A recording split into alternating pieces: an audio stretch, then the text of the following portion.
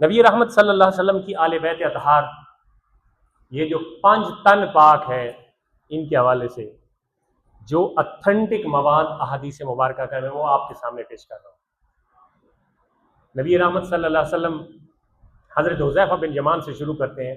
آپ رازدان صحابی ہیں حضور سید عالم صلی اللہ علیہ وسلم کے۔ ایک دن اپنی امی جان سے کہنے لگے کہ امی جان آپ مجھے اجازت دیں تو میں ذرا رسول اللہ صلی اللہ علیہ وسلم کی بارگاہ میں جاتا ہوں، کچھ سیکھتا ہوں، وہاں پہ ان کے پاس بیٹھوں گا۔ اب سنیے، بندے تھوڑے بیٹھے ہیں، نوجوان حضرات ہیں۔ وہ دور تھا صحابہ کرام کا کہ وہ کوئی نیک کام کو بھی نکلتے تھے تو اپنے گھر کے سربراہوں یعنی اپنی ماں اور اپنے باپ سے اجازت لیا کرتے تھے، اور کائنات کے سب سے بڑے دربار میں جا رہے ہیں، کائنات کی پروقار پرسکون اور برکت والی جگہ پہ جا رہے ہیں، لیکن پھر بھی اپنی ماں سے اجازت لے رہے ہیں۔ یہ ہمارے لیے درس ہے اس بات کا کہ جو مائیں اور جو باپ ساری ساری رات نوجوان بیٹوں کا انتظار کرتے ہیں گھروں میں اور تکتے رہتے ہیں، رات تکتے رہتے ہیں کہ جوان بیٹا آئے گا تو مجھے نیند آئے گی، ان کو چاہیے کہ وہ یہ ہسٹری پڑھے، ان اہل اللہ کی، نیک بزرگ لوگوں کی ہسٹری پڑھے، تاریخ پڑھے، ان کو سمجھ لگے کہ اپنے والدین کا کس طرح ادب کیا جاتا، ان کی بات کیسے۔ بہرحال انہوں نے اجازت لی، امی جان نے جاتے ہو کہا بیٹا جاؤ، اپنے لیے بھی حضور سے بخشش کی دعا کروانا اور میرے لیے بھی بخشش کی دعا کروانا۔ گئے، اب دعا بھی شارٹ ہو گئی ہے، کہیں پہ مانگی جاتی ہے، کہیں پہ لوگ کہتے ہیں نہیں مانگنی چاہیے، بدعت آ گئی ہے، بس دعا کے متعلق بھی لوگوں کے نظریات بن گئے۔ تو انہوں نے کہا جی جائے، حضور کی بارگاہ میں جا رہے، اپنے لیے بھی دعا مانگے اور میرے لیے بھی دعا منگوائیں۔ اب حضرت حذیفہ بن یمان حضور کی بارگاہ میں آگے مغرب پڑھ لی، مغرب پڑھ کے بیٹھ کے حضور سید عالم صلی اللہ علیہ وسلم اپنے کسی ضروری کام کے سلسلے میں حجرہ مبارک میں تشریف لے گئے، واپس آئے، آپ نے عشاء پڑھائی، حذیفہ بن یمان کونے پہ بیٹھے ہوئے۔ اب سنیے، بڑی ایمان افروز بات ہے، حذیفہ بن یمان نکر پہ بیٹھے ہوئے مسجد نبی شریف میں، عشاء پڑھا دی گئی۔ جب عشاء پڑھا کے نبی رحمت صلی اللہ علیہ وسلم خرامہ دوبارہ کا اشارہ اقصد کی طرف چلنے لگے نا، تو پیچھے سے اٹھ کے نا حضرت حذیفہ بن یمان پیچھے چلنے لگے۔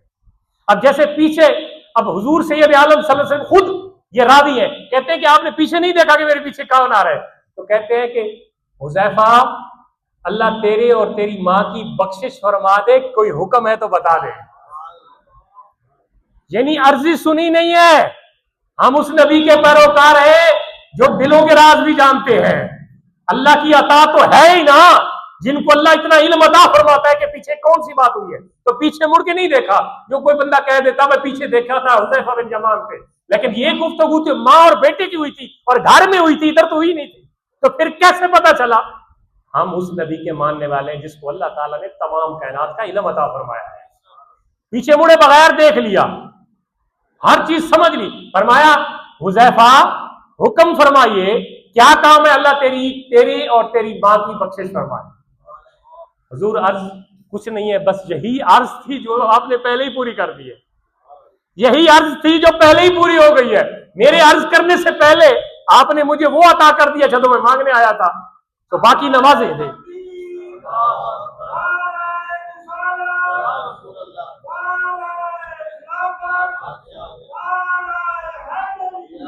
احباب گرامی قدر، یہ حکم، یہ بات تو پوری ہو گئی۔ اب اس جگہ پہ رسول اللہ صلی اللہ علیہ وآلہ وسلم نے ایک ارشاد فرمایا حذیفہ سن، ابھی میرے پاس ایک فرشتہ آیا ہے، اور اس سے پہلے کائنات میں زمین پہ وہ فرشتہ نازل نہیں ہوا، اس سے پہلے وہ فرشتہ زمین پہ نہیں آیا، یعنی آج سپیشل حکم لے کے سپیشل قسم کا فرشتہ اللہ نے میرے پاس بھیجا ہے۔